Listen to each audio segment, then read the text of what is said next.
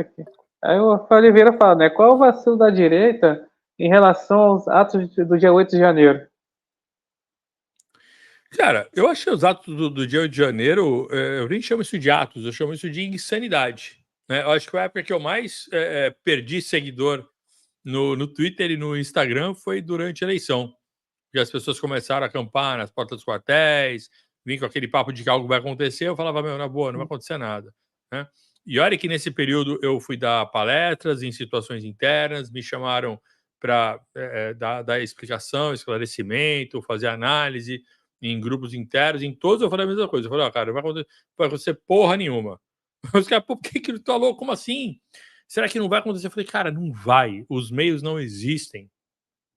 Tá? Então não vai rolar nada. Vai rolar no máximo uma gente louca que vai fazer merda e vai se fuder. E é o que aconteceu, cara. E é uma pena, porque um monte de gente embarcou nessa. Um monte de gente embarcou, porque tinha muitos influenciadores famosos botando essa pilha. Não, vai acontecer sim. Mais 72 horas, mais não sei o que lá. Eu falo, cara, não vai. Cara, no meu Instagram, que foi onde eu fiquei, às vezes, mais ativo, né? Minha rede mais ativa, direct pra caramba. Pô, e aí? Agora vai? Eu falei, vai o quê? Vai acontecer, o Bolsonaro vai fazer alguma coisa? Eu falei, o Bolsonaro não vai fazer nada. Eu, pô, como não vai fazer? Eu falei, cara, relaxa, não vai ter nada, o Lula vai assumir, né? E esse é um novo ciclo, se acostume com isso. Não é possível. Aí amigos meus, não, tô aqui na porta do quartel. Ah, tá bom, se quer ir pra porta do quartel, vai, parabéns. Mas, porra, eu acho isso loucura, perda de tempo. E só que isso foi permitido de alguma maneira. A real, meu caro, é que muitas pessoas tiraram proveito dessa situação. Isso tem que ser dito. Né? Tava na cara que era um bagulho louco, que não ia dar resultado nenhum, mas ninguém falou claramente para aquelas pessoas, ó, sai daí que isso é loucura. Por quê? Porque isso era uma colocação antipopular.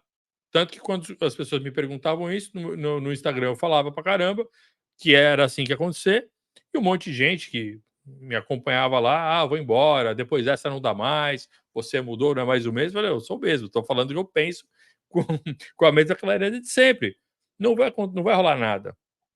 Não é possível, veja só. Aí tinha aqueles malucos, mais maluco ainda, que começa a falar de sinais. Cara, o que aconteceu? Um monte de gente embarcou numa loucura positiva, numa loucura positiva no mau sentido, né? No sentido de encaminhar a pessoa para ação. E, cara, daqui a pouco tava indo para Brasília. Aí você fala, cara, o nego tá muito louco de ir para Brasília, porra.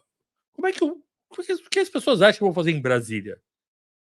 Elas acham mesmo que vão tomar o poder, ou que vão tocar o foda-se, e depois de tocar o foda-se, o governo vai, sei lá, o exército vai ter que intervir porque tocaram o foda-se. Cara, é óbvio que se você toca o foda-se e o exército for pra rua, ele vai vir pra dar porrada em você. Uma coisa óbvia. Cara, mas neguinho foi lá naquela de que não, aí agora, cara, eu tenho dó, tá ligado? De ver as pessoas que embarcaram nessa com sinceridade. Eu acho que teve gente que embarcou nessa de filha da putagem, teve infiltrado, acho que teve de tudo. E nesse de tudo, teve também muitas pessoas realmente iludidas que embarcaram, pessoas mais sensíveis psicologicamente, embarcaram nessa, caíram de gaiato, né? E acabaram aí se ferrando e agora vão pagar um preço caro, enquanto aqueles que estimularam estão escondidos na internet. Mudaram de discurso, fecharam o perfil, vi muito disso acontecer. Né? Porque quando rolou essa discussão de vai acontecer, não vai acontecer, eu batia na tecla que não vai acontecer, que quem está falando que vai acontecer está errado. Né? Aí me mandavam prints e fulano disse tal coisa. Eu falei, cara, foda-se o que fulano tá dizendo, porra. Tá óbvio que quem embarcar nessa vai se ferrar. Cara, daqui a pouco dá merda, aí você vê um monte de gente se escondendo. Fecha perfil, muda o discurso como se nada tivesse acontecido. E aí só uma quem coisa, embarcou de gaiato... ocupando o Bolsonaro, né? Só interrupção, Roberto aqui. Ocupando o Bolsonaro, porque muita gente fala assim, fala aquela coisa. Mas se o Bolsonaro falasse lá pro pessoal ir pra casa, aceitasse a derrota, não sei o quê, porque eu acho que ele aceitou, tá? Se teve transição, aceitou, pois. Mas, assim, mas o pessoal fala assim, não, mas se Bolsonaro tivesse falado pro pessoal ir pra casa e não aconteceria 8 de janeiro. Desculpa, tinha uma galera que estava disposta a isso, como você falou, tem uma galera doida que estava disposta a isso. Porque foi tentado no dia 12 de dezembro. O pessoal esquece, fala muito de 8 de janeiro, mas dia 12 de dezembro foi tentado ali. O dia que o Lula foi diplomado, o Alckmin foram diplomados, foi ali, teve um estouro lá, um queimado em Brasília, teve uma confusão lá, foi tentado. Mas ia ter acontecer isso. O Bolsonaro falando ou não. Eu acho que seria até pior se se metesse, mas enfim, tá para continuar, né? Não, é verdade, cara. Eu acho que tem dois lados aí. Eu penso realmente que se o Bolsonaro tivesse sido muito claro e falado, gente, na boa, vai para casa, deixa disso, eu acho que teria reduzido a chance de algo desse tipo acontecer, tá? Mas não acho que impediria. Não acho que impediria porque tem muita gente, principalmente a galera mais intervencionista. Cara, tem uma galera que não tá nem aí. E aí eu não sei até que ponto há infiltração dentro dos intervencionistas ou não, mas eu sempre vi o pessoal mais intervencionista participando bastante em manifestações e fazendo bastante barulho em manifestações. Aqui em Santos mesmo, cara. Pô, as manifestações rolavam aqui, tem uma galera intervencionista que sempre estava incomodando as manifestações. Eu falava, pô, tá queimação de filme isso, cara. Isso aí óbvio que vai dar merda, né? Tá na cara, porra. Mas, enfim.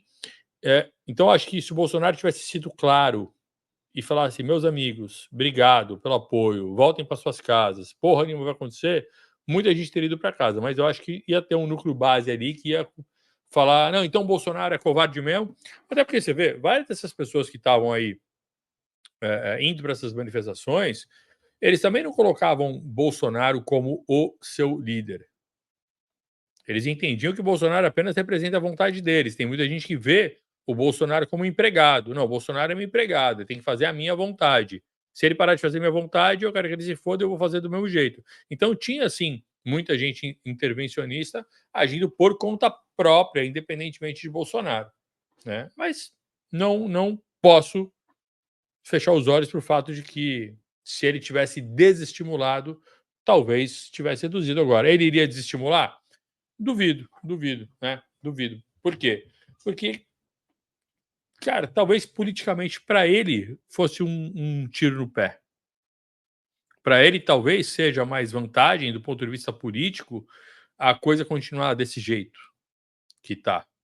Sabe, uma coisa que é foda na política é que não importa o que acontece, cara, o que importa é a capacidade do político tirar proveito do que aconteceu.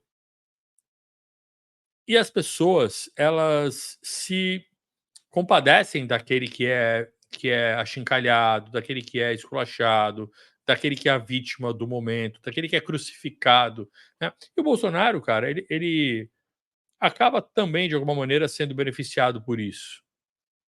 Né? Não que eu acho que ele force tanto a barra, mas na prática, cara, na prática, ele continua sendo visto em alta conta por grande parte da população. Eu mesmo não desgosto dele. Tudo bem que eu nunca nutri essas esperanças que as pessoas nutriram, então também nunca tive nenhuma decepção, que eu nunca nutri essas expectativas. Mas ele tira proveito também das pessoas acharem que algo vai acontecer. Os militares tiram proveito também de acharem que algo vai acontecer.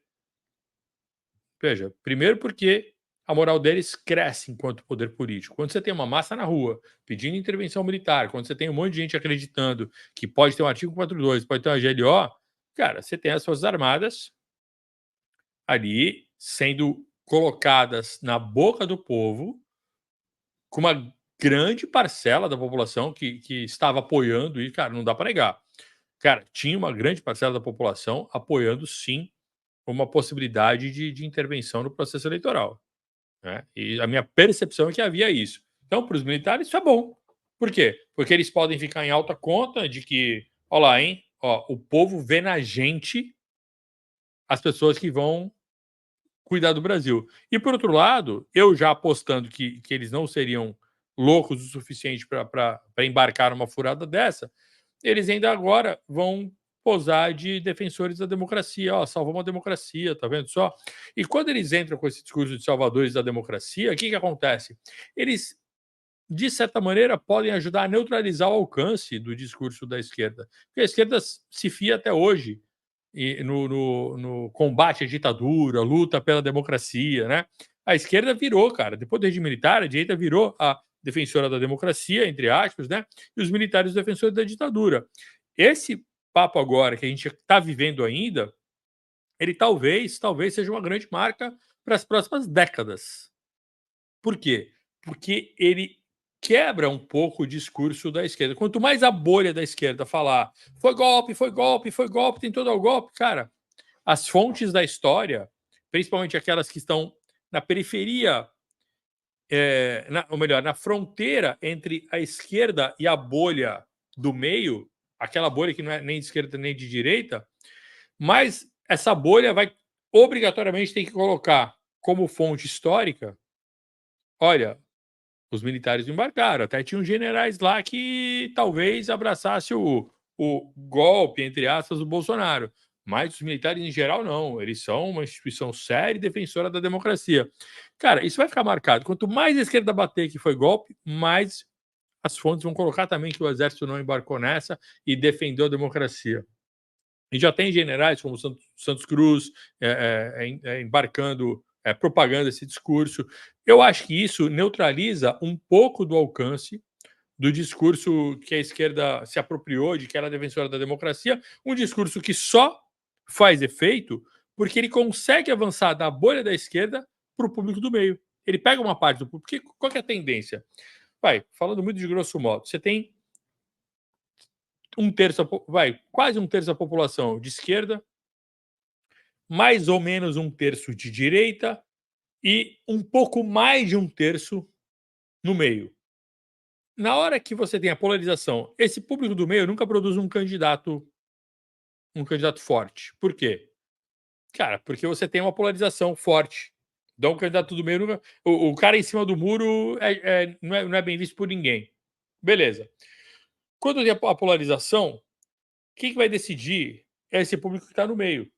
Quem conseguir morder a maior fatia do público do meio é que vai vencer. E veja como essa eleição foi dividida. O público do meio foi bem dividido entre Bolsonaro e Lula. A eleição foi, diferença pouca de voto, né? Isso sem comentar as várias tretas do processo eleitoral aí, de não deixarem fazer campanha em periferia, de retirada de comercial da televisão, enfim. As áreas interferem. Não estou nem falando de urna, tá? Estou falando de vários outros fatores aí que influenciam no resultado.